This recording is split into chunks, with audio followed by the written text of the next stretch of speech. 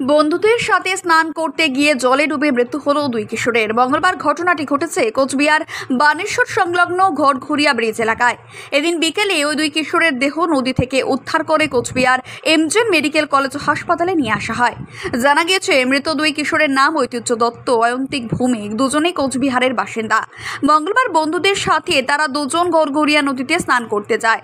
তার মধ্যে থেকে অয়ন্তিক ঐতিহ্য জলে নামে স্নান করতে।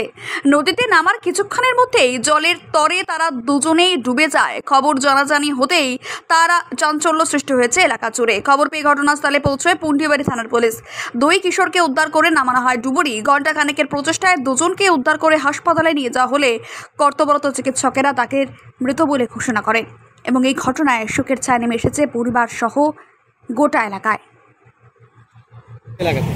কোচবিহার থেকে দুজন আসছিল বাইকে করে স্নান করতে এই ঘরঘুরিয়া নদীতে, আমবাড়ি অঞ্চল, আর বড়াইবাড়ি পার্ট 1। একজনকে তো প্রথম বাড়ি পাওয়ানো হয়েছিল, ওই কোচবিহার হসপিটাল নিয়ে যাওয়ার সময় মারা গেছে। আর একজনকে মাত্র পাওয়া কোচবিহার হসপিটালে পাঠানো হবে। কতজন চান করতে নেই? দুইজন। দুজনে নিয়ে যাবো। কি নাম আপনার? অভিজিৎ অধিকারী।